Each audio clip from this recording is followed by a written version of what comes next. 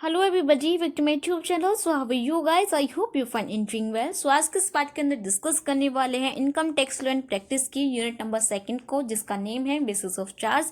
ठीक है, so basically ये हमारा इनकम टैक्स का पार्ट नंबर 2 है। जो पार्ट नंबर 1 है वो ऑलरेडी अपलोड हो चुका है, जिसके अंदर हमने डिस्कस करा था कि income tax law and practice की यूनिट नंबर 1 के अंदर कौन कौन से इंपॉर्टेंट टॉपिक्स या क्वेश्चन है जिन्हें कवर करना आप सभी के लिए इंपॉर्टेंट है। ठीक है, और आज के इस पार्ट के अंदर हम डिस्कस करेंगे यूनिट नंबर 2 को, जिसके अंदर हम देखने वाले हैं कि इसके अंदर कौन कौन से इंपॉर्टेंट टॉपिक हैं जिन्हें कवर करके जाते हो अगर आप। ठीक है, सो अगर इस यूनिट के अंदर से जितने भी क्वेश्चंस आ रहे होंगे आप उन सभी क्वेश्चंस को इजीली अटेम्प्ट कर पाओगे। ठीक है, साथ के साथ इस वीडियो के अंदर हम ये भी देखने वाले हैं कि प्रीवियस 7 ईयर के अंदर इस यूनिट के अंदर से किस टाइप के जो क्वेश्चंस है वो आपके आए हैं। ठीक है, सो जितने भी क्वेश्चंस मैं आपको प्रोवाइड करूंगी, आपने करना क्या है, उन सभी क्वेश्चंस की अच्छे से प्रैक्टिस करनी है। ठीक है, तो चलिए स्टार्ट करते हैं आज के इस वीडियो को। और अगर आप मेरे चैनल पर नए हैं, चैनल को सब्सक्राइब कर लें, बेल आइकन को प्रेस कर लें, ताकि मेरी आने वाली हर वीडियो से आप अपडेट रहें, क्योंकि जो चैनल है ये बीबीए स्टूडेंट के लिए काफी इंपॉर्टेंट है। ठीक है, तो चलिए स्टार्ट करते हैं आज के इस वीडियो को।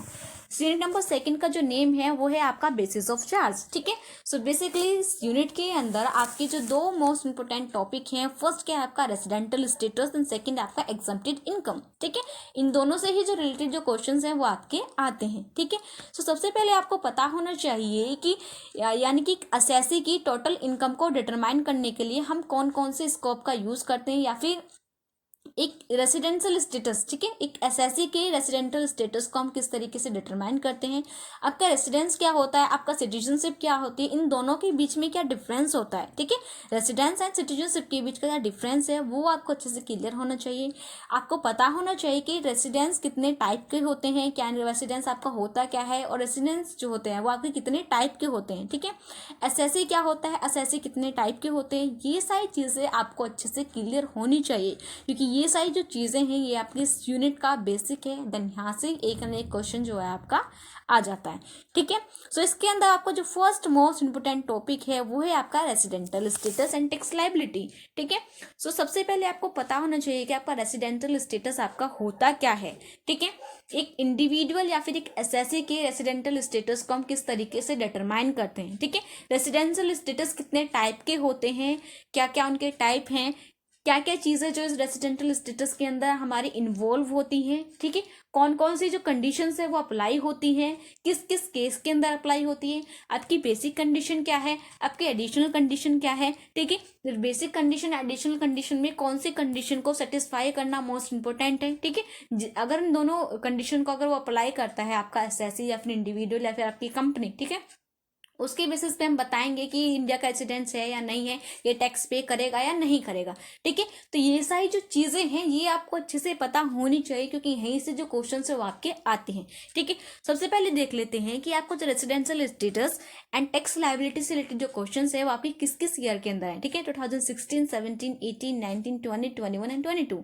ठीक है, सो बेसिकली हर ईयर यहाँ से जो क्वेश्चन है वो आपका आता ही आता है, और मिनिमम मैक्सिमम अगर हम बात करें तो मैक्सिमम यहाँ से इस यूनिट्स के अंदर से आपके 2 या 3 क्वेश्चन तो आपके आते ही आते हैं। ठीक है, और रेसिडेंटल स्टेटस से रिलेटेड जो क्वेश्चन है वो आपके मिनिमम 2 क्वेश्चन आपके आते हैं। ठीक है, सो आई होप इतनी चीजें आपको क्लियर है। ठीक है, अब इसके बाद हम क्या देखने वाले हैं, अब हम डिस्कस करेंगे कि रेसिडेंटल स्टेटस के अंदर आपकी क्या क्या चीजें इन्वॉल्व है। एक बार ओवरव्यू देखेंगे। ठीक है, किस लिए देखेंगे, क्योंकि अब आगे मैं आपके साथ जो प्रीवियस 7 ईयर के जो मोस्ट इंपोर्टेंट क्वेश्चंस हैं उनको डिस्कस करूंगी। सो उन क्वेश्चंस के अंदर आपको देखने को मिलेगा कि घुमा फिरा के जो चीज़ हम पहले डिस्कस कर चुके हैं उन्हीं चीज़ों के बारे में आपसे पूछा गया है। ठीक है, तो चलिए स्टार्ट करते हैं। सो यहाँ पे क्या है, यहाँ पे आपको दिखाया हुआ है कि जो रेसिडेंटल स्टेटस है उसका एक फ्लो चार्ट बनाया हुआ है। ठीक है, इस टाइप का जो फ्लो चार्ट है ये आपको अच्छे से पता होना चाहिए, क्योंकि ये क्या आपका मोस्ट इंपॉर्टेंट है। जब भी आपका रेसिडेंटल स्टेटस से रिलेटेड क्वेश्चन आए तो आपके इस टाइप का जो फ्लो चार्ट है वो आपको बना देना है। ठीक है, क्योंकि जो चीज़ें हैं वो भी क्या हो जाएंगी इस चार्ट की हेल्प से अच्छे से ईजी हो जाएंगी, अच्छे से क्लियर हो जाएंगी। ठीक है, सो जो रेसिडेंटल स्टेटस है वो आपको बताना चाहिए कि रेसिडेंटल स्टेटस आपका होता क्या है। किसी भी इंडिविजुअल या किसी भी एसएससी के रेसिडेंटल स्टेटस को हम किस तरीके से डिटरमाइन करते हैं। ठीक है, आपको पता होना चाहिए कि जो रेसिडेंटल स्टेटस है वो कितने टाइप का होता है, वो आपका 3 टाइप का होता है। ठीक है, फर्स्ट क्या आपका ऑर्डिनरी रेसिडेंट, सेकेंड आपका non ordinary resident, and third क्या है आपका नॉट रेसिडेंट। ठीक है, फिर आपके जो ऑर्डिनरी रेसिडेंट है, बेसिकली इसके अंदर जो ऑर्डिनरी रेसिडेंट है ये आपका इंडिविजुअल और एचयूएफ के लिए होता है। ठीक है, और जो नॉन ऑर्डिनरी है ये आपका कंपनी के लिए होता है, जो नॉन रेसिडेंट है आपका फर्म या एओपी के लिए होता है, ठीक है। और इंडिविजुअल के लिए जो आपका ऑर्डिनरी रेसिडेंट होता है, इसके अंदर आपके दो टाइप होते हैं, एक होता है आपका रेसिडेंट, सेकंड होता है आपका नॉन रेसिडेंट, ठीक है। और रेसिडेंट के अंदर भी आपके दो केस अप्लाई होते हैं, फर्स्ट क्या है आपका ऑर्डिनरी रेसिडेंट एंड सेकंड क्या है आपका नॉट ऑर्डिनरी रेसिडेंट, ठीक है। सो ये जो है, ये जो आपका ऑर्डिनरी रेसिडेंट है, ये क्या आपका मोस्ट इंपॉर्टेंट है, ठीक है, क्योंकि आपको देखने को मिलेगा, जब हम क्वेश्चन को देखेंगे आपको देखने को मिलेगा कि यहाँ से इंडिविजुअली जो क्वेश्चन है यहाँ से आया है, ठीक है।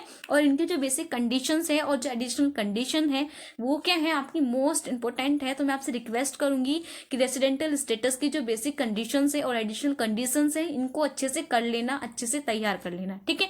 नेक्स्ट क्या था आपका, नेक्स्ट था आपका नॉन ऑर्डिनरी रेसिडेंट, ठीक है, जिसके अंदर आपकी कंपनी आती है, ठीक है। और कंपनी के अंदर और हमारा जो अदर जो फॉर्म्स है एओपी हो गई, ठीक है, इसके अंदर आपका ऑर्डिनरी और नॉट ऑर्डिनरी रेसिडेंट्स नहीं होता, इसके अंदर सिर्फ आपका रेसिडेंट होता है और नॉट रेसिडेंट होता है, ठीक है। अदर्स के अंदर भी आपका रेसिडेंट होता है और नॉट नॉन रेसिडेंट होता है, ठीक है। और इनकी इन सभी की क्या होती है, कुछ कंडीशंस होती हैं, जिन कंडीशन को आप अप्लाई करते हो या फिर कोई भी इंडिविजुअल या एसएससी या कंपनी या कोई भी फर्म अगर इन कंडीशन को फुलफिल करती है तो हम उसको इंडिया का रेसिडेंस मानेंगे, ठीक है, उसको कंसीडर करेंगे, इंडिया के रेसिडेंट के अंदर उसको कंसीडर करेंगे, ठीक है। और उसी हिसाब से उसकी रेसिडेंटल स्टेटस के अकॉर्डिंग ही हम क्या करेंगे, उससे टैक्स लेंगे, ठीक है। तो ये सारी जो चीजें हैं ये आपको अच्छे से क्लियर होनी चाहिए, ठीक है। अब हम देखने वाले हैं कि जो आपका रेसिडेंटल स्टेटस के अंदर आपका जो फर्स्ट टाइप है ऑर्डिनरी रेसिडेंट, जिसके अंदर आपका इंडिविजुअल एचयूएफ है, ठीक है। अब हम देखने वाले हैं कि इंडिविजुअल एचयूएफ के लिए इसके अंदर आपके कौन कौन से जो basic condition and additional condition आपकी अप्लाई होती है, ठीक है। देन हमें याद रखना एचयूएफ एंड इंडिविजुअल के केस के अंदर जो आपकी दो बेसिक कंडीशन है, अगर उनमें से दो में से अगर एक भी कंडीशन को वो फुलफिल करता है, जो इंडिविजुअल या एसएससी है, अगर उस दोनों में से एक भी कंडीशन को फुलफिल करता है तो उसको हम इंडिया का रेसिडेंट मानेंगे, ठीक है। और जो आपके एडिशनल कंडीशन है उन एडिशनल कंडीशन को वो दोनों को ही क्या करना चाहिए, अच्छे से फुलफिल करना चाहिए, ठीक है। तभी हम क्या मानेंगे, उसको इंडिया का रेसिडेंट मानेंगे, ठीक है। यानी कि बेसिक कंडीशन में से एक, ठीक है, और एडिशनल कंडीशन में से दोनों, ठीक है। तो इसके अंदर फर्स्ट क्या आप यहाँ पे आप देख सकते हो, जो रेसिडेंटल स्टेटस है आपका इंडिविजुअल का, ठीक है। सो इसके अंदर जो फर्स्ट है वो क्या आपका ऑर्डिनरी रेसिडेंस। ऑर्डिनरी रेसिडेंट के अंदर क्या है आपका जो रेसिडेंस है, ठीक है, जो हमें जो बेसिक कंडीशन है जो दो मैंने बताई है उनमें से अगर एक को भी फुलफिल करता है तो वो क्या होगा, हमारा ऑर्डिनरी रेसिडेंस होगा। और जो हमारी एडिशनल कंडीशन है उनको क्या करना है, उसको दोनों कंडीशन को अच्छे से फुलफिल करना है, ठीक है। अगर हम बात करें नॉट ऑर्डिनरी रेसिडेंस की, ठीक है, जो कि उसका सेकंड टाइप है रेसिडेंटल स्टेटस का, ठीक है, उनकी जिसके अंदर आपकी कंपनी इन्वॉल्व हो, उसके अंदर जो आपकी बेसिक कंडीशन है उनमें से किसी भी एक बेसिक कंडीशन को वो अगर फुलफिल करता है, ठीक है। देन जो आपकी एडिशनल कंडीशन है उनमें से आपकी एक या एक अगर यानी कि दो कंडीशन है, अगर दो कंडीशन में से अगर एक को ही फुलफिल कर रहा है तभी उसको हम रेसिडेंस नहीं मानेंगे, लेकिन यानी कि जो दो आपकी दो एडिशनल कंडीशन है उनको अच्छे से फुलफिल करना चाहिए, ठीक है। नेक्स्ट आपका नॉन रेसिडेंट्स। नॉन रेसिडेंट कौन होते हैं, जो आपकी दोनों ही बेसिक कंडीशंस को फुलफिल नहीं करते, उनको सेटिस्फाई नहीं करते, वो आपकी नॉन रेसिडेंट्स की कैटेगरी के अंदर इन्वॉल्व होते हैं, ठीक है। नेक्स्ट क्या आपका, नेक्स्ट आप यहाँ पे आप देख सकते हो कि बेसिक कंडीशन है, और ये जो बेसिक कंडीशन और एडिशनल कंडीशन में आपके साथ डिस्कस करनी है मोस्ट इंपॉर्टेंट है इस यूनिट के अंदर, ठीक है। सो जो आपकी बेसिक कंडीशन है वो किसकी, यानी कि पहले केस की है, ऑर्डिनरी रेसिडेंट्स की है, जिसके अंदर आपका एचयूएफ और इंडिविजुअल था, ठीक है। सो जो फर्स्ट जो हमारी बेसिक कंडीशन हम देख रहे हैं किसके लिए, इंडिविजुअल के लिए, ठीक है। सो जो हमारा जो इंडिविजुअल है बेसिक कंडीशन के इनके अंदर क्या हमारा और है, या तो इस कंडीशन को वो फुलफिल करे या फिर इस कंडीशन को फुलफिल करे, तभी क्या होगा, वो हमारा ऑर्डिनरी रेसिडेंट होगा, ठीक है। जिसके अंदर जो फर्स्ट क्या है आपकी, assessee has been in India in the previous year for the period amounting in all to 182 days और मोर, ठीक है। यानी कि प्रीवियस ईयर के अंदर जो आपका एसएससी है या फिर जो आपका इंडिविजुअल है वो 182 डेज तो कम से कम रहा हो, ठीक है, या उससे ज्यादा रहा हो, ठीक है। अगर वो 182 दिन इंडिया के अंदर रहा है प्रीवियस ईयर तो हम क्या करेंगे, उसको यानी कि उसको रेसिडेंस के अंदर इंक्लूड करेंगे, ठीक है। नेक्स्ट क्या है हमारी, assessee has been in India for the at least 365 days within the 4 years, ठीक है। यानी कि पिछले 4 साल में हमारा जो एसएससी है वो 365 दिन इंडिया के अंदर रहा हो, ठीक है। देन अगर हम प्रीवियस ईयर की बात करें तो पिछले साल जो प्रीवियस ईयर वो जो इंडिविजुअल है वो हमारा कम से कम 60 दिन इंडिया के अंदर रहा हो, ठीक है, तभी क्या होगा, तभी वो हमारा ऑर्डिनरी रेसिडेंट होगा, ठीक है। सो या तो वो इंडिया के अंदर, ठीक है, 182 यानी 182 डेज या उससे ज्यादा रहा हो, ठीक है, या फिर पिछले 4 साल के अंदर वो 365 दिन रहा हो, या फिर यानी प्रीवियस ईयर की बात करें तो वो 60 डेज तो कम से कम इंडिया के अंदर रहा हो। ठीक है, सो उसके रेसिडेंटल स्टेटस हमें तभी पता चलते हैं जब जो हमारी बेसिक कंडीशन है अगर वो उनको फुलफिल कर रहा है, ठीक है, तभी पता चल जाएगा कि जो इंडिविजुअल है वो हमारा ऑर्डिनरी रेसिडेंट्स है या नहीं है। ठीक है, नेक्स्ट आपका एडिशनल कंडीशन है। ठीक है, एडिशनल कंडीशन के अंदर आपको होता क्या है, इसके अंदर आपकी 2 कंडीशन है और दोनों ही कंडीशन को फुलफिल करना क्या है आपके लिए मोस्ट इंपॉर्टेंट है, कंपलसरी। ठीक है, सो इसके अंदर जो आपकी फर्स्ट एडिशनल कंडीशन है वो क्या है आपकी, कि जो आपके प्रीवियस 10 ईयर है उनके अंदर वो कम से कम 2 साल तो इंडिया के अंदर रहा हो।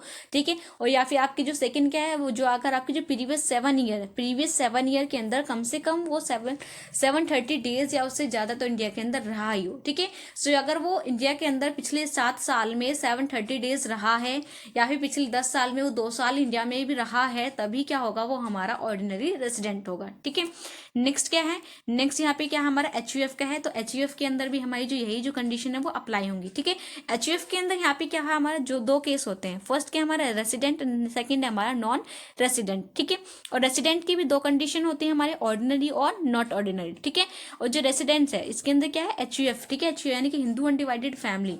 सो रेसिडेंट कब होगी, अगर उसका जो कंट्रोल और मैनेजमेंट या पूरी तरह या फिर पार्शियली जो इंडिया के अंदर सिचुएटेड है, ठीक है, तो वो क्या माना जाएगा, रेसिडेंट माना जाएगा। और नॉन रेसिडेंट के अंदर क्या होगी, उसका जो कंट्रोल और मैनेजमेंट अगर इंडिया से बाहर है, ठीक है, तो किसके अंदर आएगी, हमारा नॉन रेसिडेंस के अंदर आएगी। ठीक है, ऑर्डिनरी के अंदर क्या है कि हमारा जो करता है, ठीक है, जो करता है अगर दोनों ही कंडीशन को फुलफिल करता है तो वो हमारा ऑर्डिनरी रेसिडेंस माना जाएगा, और अगर करता जो हमारी दोनों एडिशनल कंडीशन को फुलफिल नहीं करता तो हमारा नॉन ऑर्डिनरी रेसिडेंस माना जाएगा। ठीक है, आई होप इतनी चीज़ आपको क्लियर है। नेक्स्ट क्या है, नेक्स्ट आपका रेसिडेंटल स्टेटस देख रहे हैं हम किसका, कंपनी का। ठीक है, ये क्या हमारा सेकंड टाइप है जो है हमारा नॉन ऑर्डिनरी। ठीक है, जिसके अंदर हमें पता चलेगा जो कंपनी है वो नॉन ऑर्डिनरी है या फिर रेसिडेंट, यानी कि रेसिडेंट है या फिर नॉन रेसिडेंट है, किसके केस में, नॉन ऑर्डिनरी के केस में। ठीक है, सो इसके अंदर क्या है आपके 2 टाइप है, रेसिडेंट्स एंड नॉन रेसिडेंट्स। ठीक है, रेसिडेंट्स के अंदर क्या है कि all Indian companies and only these foreign companies whose control and management is wholly situated in India. ठीक है, यानी कि जितनी भी आपकी कंपनीज हैं, ठीक है, उनका जो कंट्रोल या मैनेजमेंट है वो इंडिया के अंदर है, जो इंडिया के अंदर सिचुएटेड है, उनका जो मैनेजमेंट और कंट्रोल इंडिया के अंदर है, तो वो क्या होंगी, आपकी रेसिडेंट होंगी।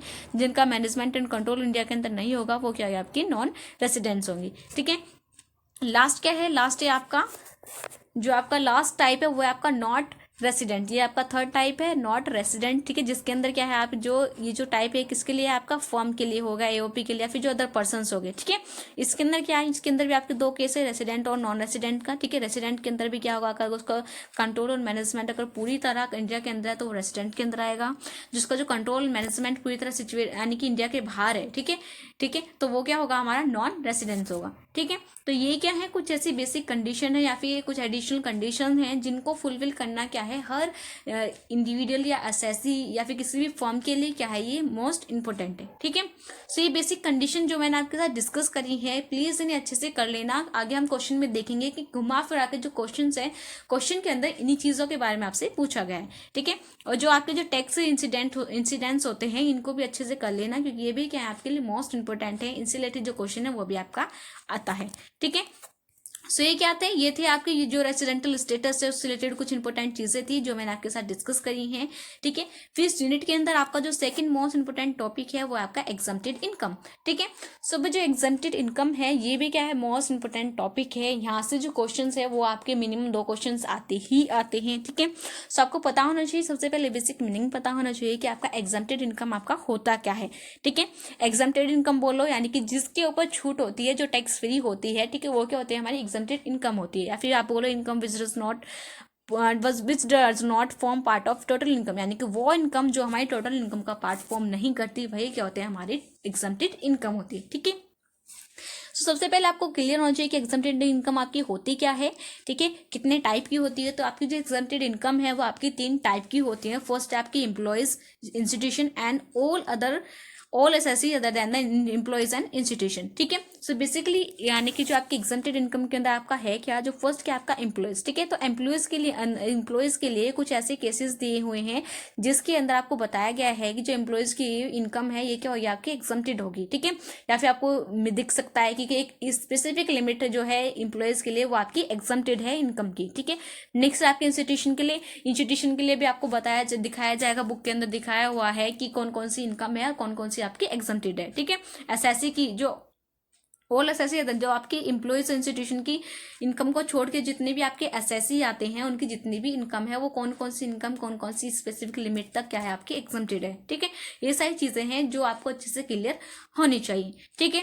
अगर एग्जम्प्टेड इनकम से रिलेटेड क्वेश्चन की बात करें, इसकी रिपीटेशन की बात करें, 2016, 17, 18, 19, 20, 21 एंड 22 के अंदर इस टॉपिक से रिलेटेड जो क्वेश्चन है वो आपका आता है, यानी कि हर year residential status and exempted income से रिलेटेड जो क्वेश्चन है वो आपका आता है, ठीक है। अब देखने वाले हैं कि आपके जो एम्प्लॉयज इंस्टीट्यूशन और जो एसएससीज होते हैं किस तरीके की इनकी जो इनकम है वो एग्जम्प्टेड होती है, ठीक है। एक दो टाइप देखने वाले हैं, ठीक है। अगर फर्स्ट हम एम्प्लॉयज़ की बात करें जिनकी जो इनकम एग्जम्प्टेड है तो इसके अंदर क्या आता है, आपका लीव ट्रेवल कंसेशन आता है, ठीक है। अलाउंसेज आते हैं, आपके पर ग्रेजुएट आते हैं, डेथ कम सरकमस्टांसेस आते हैं, ग्रेजुएटी आती है, ठीक है। एनकैशमेंट और अनलीव्स आते हैं, वॉलेंट्री रिटायरमेंट आती है, ठीक है। स्पेशल अलाउंसेज आते हैं, then payment for statutory provident fund, then retrenchment. तो ये सारी जो चीज़ें हैं वो आपकी एम्प्लॉयज़ के अंदर आती है, ठीक है। यानी कि जो एग्जम्प्टेड इनकम है किसके लिए, एम्प्लॉयज़ के लिए, ये सारी चीज़ें इसके अंदर आती हैं, ठीक है। सो जितनी चीजें मैंने आपको बताई हैं इनके अंदर क्या है, इन कुछ सेक्शंस के अंदर सभी चीजों को डिफाइन किया हुआ है, साथ ही साथ आपको बताया गया है कि ये जो एम्प्लॉयज की जो एग्जम्प्टेड इनकम है ये कौन कौन सी है और कौन कौन कितनी जो इनकी स्पेसिफिक लिमिट दी हुई है, ठीक है। तो ये सारी चीजें आपको अच्छे से पता होनी चाहिए, साथ ही साथ आपको इंस्टीट्यूशन की पता होनी चाहिए। इंस्टीट्यूशन के अंदर आपको पता होना चाहिए कि इंस्टीट्यूशन की जो एग्जम्प्टेड इनकम है वो आपकी होती क्या है, ठीक है। जैसे कि इसके अंदर आपकी लोकल अथॉरिटी आ गई, जो इनकम आ रही है आपको लोकल अथॉरिटी से, रिसर्च एसोसिएशन से, न्यू एजेंसीज आ गई, प्रोफेशनल इंस्टीट्यूशंस आ गई, ठीक है। तो देन ये सारी जो चीजें हैं किसके अंदर आती हैं, आपके इंस्टीट्यूशन के अंदर आती है, ठीक है। जो इंस्टीट्यूशन की इनकम होती है जो क्या होती है आपकी एग्जम्प्टेड होती है, ठीक है। लास्ट क्या है, देन नेक्स्ट क्या आपका जैसे कि all SSC other than the employees and institution, इसके अंदर क्या है कुछ ऐसे इनकम्स हैं जो आपकी एग्जम्प्टेड है, जैसे कि आपका एग्रीकल्चर इनकम होगी, ठीक है। Then sum received from the HUF से जो रिसीव्ड हो रहा है, then share of income of a partner in a firm, ठीक है। नेक्स्ट आपका कंपनसेशन ऑफ डिजास्टर हो गया, लाइफ इंश्योरेंस एंड बोनस के ऊपर जो कुछ आपको मनी रिसीव्ड होती है वो भी क्या, उसकी जो इनकम होती है वो भी क्या होती है आपकी एग्जम्प्टेड होती है, ठीक है। तो ये जो जितनी भी चीज़ें मैंने आपको बताई हैं ये सारी चीज़ें आपको अच्छे से क्लियर होनी चाहिए, ठीक है। वैसे अगर प्रीवियस ईयर के क्वेश्चंस को देखें सो उसमें कभी भी इस चीज़ का यानी कि जिक्र नहीं हुआ है, उसके अंदर नहीं पूछा गया है कि आपको जो एग्जम्प्टेड इनकम बतानी है एम्प्लॉयज़ की या फिर इंस्टीट्यूशन की, ठीक है। यानी कि स्पेसिफिक किसी का भी जो नाम है वो आपको नहीं आता है, ठीक है। नहीं पूछा जाता है स्पेसिफिक किसी के नाम से रिलेटेड जो चीज़ें हैं वो नहीं पूछी जाती हैं, लेकिन फिर भी आपको पता होनी चाहिए कि एम्प्लॉयज़ की कौन कौन सी इनकम है जो आपकी एग्जम्प्टेड होती है, इंस्टीट्यूशन की कौन सी इनकम है, और जो आपकी अदर्स में आती है वो कौन कौन सी इनकम है जो आपकी एग्जम्प्टेड है, ठीक है। जो क्वेश्चन है वो आपका सिंपली आता है, आपसे पूछ लिया जाता है कि राइट यानी 5 एग्जम्प्टेड इनकम, ठीक है। यानी कि नेम के बारे में पूछ लिया जाता है, या बेसिकली आपसे पूछ लिया जाता है कि एग्जम्प्टेड इनकम क्या होती है, उसको डिटेल में आपको यानी कि एक्सप्लेन करना है, ठीक है। इस तरीके से जो क्वेश्चन है वो आपका आता है, लेकिन फिर भी मैं आपको प्रीफर करूंगी कि एग्जम्प्टेड इनकम के आपके 3 टाइप होते हैं, ठीक है। 3 यानी कि 3 कैटेगरी के अंदर एग्जम्प्टेड इनकम को आपको क्लासीफाई किया गया है, ठीक है। फर्स्ट क्या आपका एम्प्लॉय, सेकंड इंस्टीट्यूशन, थर्ड क्या आपका all SSC other than the employees and institution, ठीक है। फिर इनके अंदर भी जो चीज़ें हैं वो आपको दी हुई है, आपको बताया हुआ है कि ये चीज़ें इसके अंदर आती हैं, इनकी जो इनकम है वो क्या है इस लिमिट तक या फिर जो पूरी ही क्या है वो आपकी एग्जम्प्टेड है, ठीक है। तो ये सारी जो चीज़ें हैं ये आपको अच्छे से क्लियर होनी चाहिए, ठीक है। तो नेक्स्ट आप देखने वाले हैं इंपॉर्टेंट क्वेश्चन को, ठीक है। उससे पहले हम देखने वाले हैं यहाँ पे क्या है, यहाँ पे आपके कुछ एग्जम्प्टेड इनकम गिवन है, ठीक है। तो यहाँ पे आप पढ़ सकते हो कौन कौन सी जो इनकम है वो आपकी एग्जम्प्टेड है, ठीक है। तो जितनी भी यहाँ पे इनकम लिखी हुई है सारी क्या आपकी फुल्ली एग्जम्प्टेड है। एक आपकी जो माइनर चाइल्ड, ठीक है, जो इनकम ऑफ माइनर चाइल्ड की जो इनकम होती है, ठीक है, उसकी क्या होती है जो स्टार्टिंग उसकी जो 1500 रुपये होते हैं वो क्या होते हैं आपके एग्जम्प्टेड होते हैं, बाकी के एग्जम्प्टेड नहीं होते, ठीक है। सो इस तरीके से हर चीज़ के अंदर कुछ ना कुछ स्पेसिफिक लिमिट आपको आपको देखने को मिल सकती है, ठीक है। तो इसलिए आपने करना क्या है, जो स्पेसिफिक लिमिट है या फिर जो भी आपके एग्जम्प्टेड इनकम के अंदर जो भी आपकी कंडीशंस अप्लाई हो रही हैं, उन कंडीशंस को आपको अच्छे से पढ़ना है, अपनी बुक से रिवाइज करना है, ठीक है, ताकि जब क्वेश्चन आता है उसको आप इजीली राइट डाउन कर सको, ठीक है। सो आई होप इतनी चीजें आपको क्लियर हैं। तो चलिए अब चलते हैं अपने इंपॉर्टेंट क्वेश्चंस के ऊपर, ठीक है। सो ये क्या है, हमारे इंपॉर्टेंट क्वेश्चंस हैं, यानी कि लास्ट 7 ईयर के अंदर इस यूनिट के अंदर से ये क्वेश्चन जो है वो आपके आए हैं। देन ये जो क्वेश्चंस हैं ये आपके लिए क्या है, मोस्ट इंपॉर्टेंट हैं। सो मैं आप सभी से रिक्वेस्ट करूंगी, प्लीज इन क्वेश्चंस की अच्छे से प्रैक्टिस करना, इस यूनिट के अंदर से इन क्वेश्चंस को अच्छे से तैयार करना, ठीक है। तो इसके अंदर से जो आपका जो फर्स्ट क्वेश्चन है वो क्या है आपका, right any 6 income exempted from tax, ठीक है। सो आपको यहाँ पे करना क्या है, कोई भी 6 इनकम के बारे में आपको लिखना है जो कि एग्जम्प्टेड है, किससे, हमारे टैक्स, यानी कि जो टैक्स फ्री है, जिसके ऊपर आपको टैक्स नहीं देना, उन सभी इनकम के जो आपको नेम लिखने हैं, तो थोड़ा थोड़ा उन सभी को अच्छे से आपको डिफाइन भी करना है, ठीक है। तो मैं बता देती हूँ, जो क्वेश्चन है ये आपका प्रीवियस 7 ईयर के अंदर 2 बार आया है, ठीक है। ये जो क्वेश्चन है तो आपको इसको अच्छे से कवर करना है। इसी के अंदर एक क्वेश्चन और है आपका, name 5 income which are completely exempted from income tax, ठीक है। यहाँ पे आपको क्या करना है, कोई भी 5 इनकम बतानी है, 5 इनकम के नाम बताने हैं जो आपके इनकम टैक्स से क्या आपके एग्जम्प्टेड है, ठीक है। सो जो क्वेश्चन है वो इसी तरीके से आता है स्पेसिफिकली, यानी कि आपको किसी भी चीज़ का क्लासिफिकेशन नहीं दिया जाता कि भाई कितने टाइप की होती हैं, या स्पेसिफिक आपसे नहीं पूछा जाता है कि एम्प्लॉयज़ की जो इनकम है वो आपकी एग्जम्प्टेड है तो उसके बारे में बताइए, ठीक है। सो आपके जो क्वेश्चन है वो आपका इसी तरीके से आता है, ठीक है। लेकिन फिर मैं आपको प्रीफर करूंगी कि जो आपको जो क्लासिफिकेशन है इसका उसको अच्छे से पढ़ के चलें, ठीक है। नेक्स्ट क्या है आपका, next question number 3, how is the residence of an assessee determine for income tax purpose, ठीक है। सो यहाँ पे ये जो क्वेश्चन है मोस्ट इंपोर्टेंट है। अभी जैसे कि हमने पीछे डिस्कस किया था कि जो एसएससी है यानी जो रेसिडेंटल स्टेटस है वो आपका होता क्या है, कितने टाइप का होता है, ठीक है। हर टाइप के अंदर आपकी कौन कौन सी जो कंडीशन है वो आपकी अप्लाई होती है, ठीक है। सो बेसिकली इसके अंदर आपको करना क्या है, जो रेसिडेंट जो आपका रेसिडेंस है आपका एसएससी का, ठीक है, उसको क्या करना है, आपको उसको डिटरमाइन करना है जिसके अंदर आपकी basic condition and additional condition आती है, ठीक है। सो इन दोनों ही कंडीशन को आपको अच्छे से डिस्कस करना है, ठीक है। Then explain the incidence of residence on tax liability, ठीक है। जो आपके टैक्स इंसिडेंट्स हैं ये भी क्या आपके मोस्ट इंपोर्टेंट हैं, तो इंपॉर्टेंट है। तो इस यूनिट के अंदर से आपको जो टैक्स इंसिडेंट है उनको अच्छे से कवर करके चलना है, क्योंकि यहाँ से जो क्वेश्चन है वो आपका आता ही आता है, ठीक है। जितने भी टैक्स इंसिडेंट्स है आपको करना क्या है, 1 बाय 1 सभी को अच्छे से डिस्कस करना है, ठीक है। ये जो क्वेश्चन है ये आपका 15 मार्कर के अंदर पूछा गया था, तो इस क्वेश्चन की अच्छे से तैयारी करना है, ठीक है। नेक्स्ट क्या है आपका, next question number 4, question number 4 के अंदर क्या है, tax liability depend upon the residential status of an assessee, explain in detail, ठीक है। सो आपको बताना है कि जो टैक्स लायबिलिटी है किसी भी एसएससी की वो रेसिडेंशियल स्टेटस के ऊपर डिपेंड है या नहीं है, ठीक है, ठीक है। तो आपको करना क्या है, इसको डिटेल के अंदर अच्छे से एक्सप्लेन करना है। नेक्स्ट क्या है, next question number 5, question number 5 क्या है आपका, discuss the provision of income tax act regarding exempted from the following income, ठीक है। सो इस क्वेश्चन के अंदर आपको करना क्या है, यहाँ पे आपका जो प्रोविजन है इनकम टैक्स एक्ट का, ठीक है, किससे रिलेटेड है, वो आपका एग्जम्प्टेड इनकम से है, ठीक है। उसके जो कुछ फॉलोइंग पॉइंट्स दे दिए गए हैं, आपको करना क्या है, इन सभी को अच्छे से डिस्कस करना है, ठीक है। जैसे कि हम बात करें ग्रेजुएटी की, तो ठीक है, ग्रेजुएटी के अंदर क्या है, इसकी जो ग्रेजुएटी की जो फुल्ली इनकम है वो आपकी एग्जम्प्टेड नहीं है, ठीक है। ग्रेजुएटी के अंदर, एचआरए के अंदर, पेंशन के अंदर आपकी कुछ कंडीशन क्या होती है इसके अंदर अप्लाई होती है, यानी कि इनकी जो इनकम है वो एक अप टू स्पेसिफिक लिमिट तक ही क्या है आपकी एग्जम्प्टेड है, ठीक है। अगर हम बात करें ग्रेजुएटी की, ग्रेजुएटी के अंदर क्या है आपके 2 केस बनते हैं, एक तो बनता है आपका प्राइवेट एम्प्लॉयज का, देन सेकंड बनता है आपका गवर्नमेंट एम्प्लॉयज का, ठीक है। जो आपका प्राइवेट एम्प्लॉयज होता है उसकी जो इनकम होती है वो आपकी एग्जम्प्टेड नहीं होती, ठीक है। जबकि जो आपका जो गवर्नमेंट एम्प्लॉयज होता है उसकी जो इनकम है वो आपकी फुल्ली क्या होती है, आपकी एग्जम्प्टेड होती है, ठीक है। लेकिन जो प्राइवेट एम्प्लॉयज है उसकी फुल्ली जो इनकम है वो आपकी एग्जम्प्टेड नहीं होती, उसके अंदर भी क्या होती है, कुछ कंडीशंस अप्लाई होती है, ठीक है।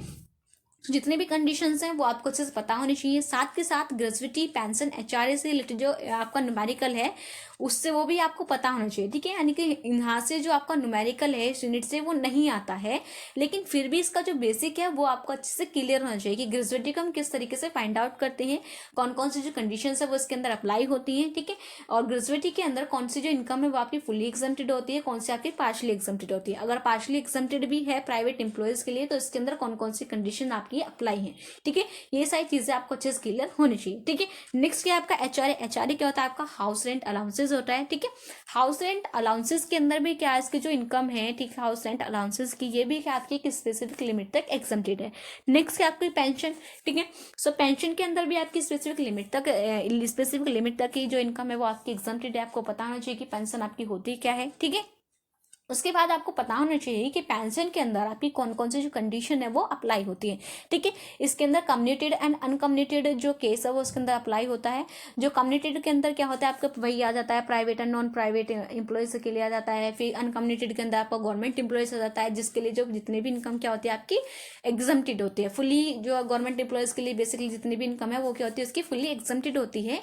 और जो आपका प्राइवेट एम्प्लॉयज है उसके लिए कुछ बेसिक कंडीशंस जो है वो आपकी अप्लाई होती है। ठीक है, सो ये सारी जो चीजें हैं वो आपको अच्छे से कवर करते हुए चलना है। ठीक है, आई होप इतनी चीजें आपको क्लियर हैं। नेक्स्ट क्या है आपका, नेक्स्ट है क्वेश्चन नंबर 6। क्वेश्चन नंबर 6 क्या है, right short note on residential status. ठीक है, सो आपको रेसिडेंटल स्टेटस के ऊपर एक शॉर्ट नोट लिखना है। ठीक है, आपको बताना इसके अंदर डिस्कस करना होगा कि आपका रेसिडेंटल स्टेटस आपका होता क्या है। ठीक है, और इसके अंदर भी आपको जो हमने पीछे डिस्कस किया था ना, बेसिक कंडीशन, 2 बेसिक कंडीशन थी, 2 एडिशनल कंडीशन थी। ठीक है, तो उन कंडीशन को भी क्या करना है आपको इसी के अंदर क्या करना है अच्छे से डिस्कस करना है। ठीक है, इसलिए हमने पीछे ही इन सभी चीजों को डिस्कस कर लिया था कि आपके रेसिडेंटल स्टेटस आपके कितने टाइप के होते हैं। ठीक है, क्या क्या उनकी कंडीशन होती है। ठीक है, ताकि आपको क्वेश्चन के अंदर अच्छे से इजी पड़ जाए चीजों को समझना। ठीक है, नेक्स्ट क्या क्वेश्चन नंबर 7, यानी कि इस वीडियो का जो लास्ट क्वेश्चन है वो क्या आपका, discuss the provision of income tax act. यानी कि यहाँ पे क्या करना है आपको, जो प्रोविजन है इनकम टैक्स एक्ट का वो आपको डिस्कस करना है। किसके regarding, determination of residence in case of, यानी कि जो रेसिडेंस के केस में यहाँ पे आपको करना क्या है, इनकम टैक्स एक्ट को क्या करना है, इसको जो प्रोविजन है उसको डिस्कस करना है। किसके रिगार्डिंग, आपको इंडिविजुअल एंड कंपनी के रिगार्डिंग। ठीक है, सो इंडिविजुअल और कंपनी का जो रेसिडेंटल स्टेटस है वो आपको डिस्कस करना है। जैसे कि हमने पहले ही देखा है कि किस तरीके से फ्लो चार्ट बनाया, तो आप इंडिविजुअल और जो कंपनी है उसको इसी तरीके से ऑर्डिनली एंड नॉन ऑर्डिनली का जो फ्लो चार्ट है वो आप बना सकते हो। आप दिखा सकते हो कि इंडिविजुअल के अंदर आपका क्या क्या आपका रेसिडेंट और नॉन रेसिडेंट आता है। ठीक है, कंपनी के अंदर भी आपका रेसिडेंट और नॉन रेसिडेंट आता है, और इंडिविजुअल के रेसिडेंट के अंदर भी आपका ऑर्डिनली और नॉन ऑर्डिनली आता है। ठीक है, उसके अंदर फिर आप डिस्कस कर सकते हो कि कौन कौन सी जो कंडीशन है इन दोनों के अंदर अप्लाई होती है। बेसिक कंडीशन क्या होती है, एडिशनल कंडीशन क्या होती है, इंडिविजुअल की, कंपनी की क्या बेसिक कंडीशन होती है, क्या एडिशनल कंडीशन होती है। ठीक है, ये सारी चीजें क्या करनी है आपको अच्छे से डिस्कस करनी है। और ये भी जो क्वेश्चन है ये आपका 15 मार्क के अंदर पूछा गया था। ठीक है, इसलिए मैंने इतनी सारी चीजें आपको बताई ताकि आप इस क्वेश्चन को 15 मार्क के अंदर अच्छे से राइट डाउन कर सको। ठीक है, सो ये थी हमारी यस यूनिट नंबर 2 के सभी इंपॉर्टेंट टॉपिक और सभी इंपॉर्टेंट क्वेश्चन। आई होप इतनी चीज़ें आपको अच्छे से क्लियर हैं। ठीक है, जितनी भी चीज़ें मैंने आपको बताई हैं सारी आपको क्लियर हो गई हैं। आपको एक क्लियर व्यू भी मिल गया है कि आपको यूनिट नंबर 2 के अंदर से क्या चीज़ पढ़नी है, क्या चीज़ नहीं पढ़नी है, किस चीज़ के ऊपर आपको ज़्यादा फोकस करते हुए चलना है। ठीक है, तो ये सारी चीज़ें आपको अच्छे से क्लियर हैं। ठीक है, देन अगर इस यूनिट से रिगार्डिंग आपको कोई भी डाउट है तो आप कमेंट सेक्शन के अंदर मुझसे पूछ सकते हो। ठीक है, सो आई होप ये वीडियो आपको अच्छी लगी है। So thank you very much everyone for watching this video. If you're new on my channel, so don't forget to like, comment, subscribe it. Also share this video with your friends and colleagues. Bye bye, and also all the best for your examination. Bye bye. See you in the next video.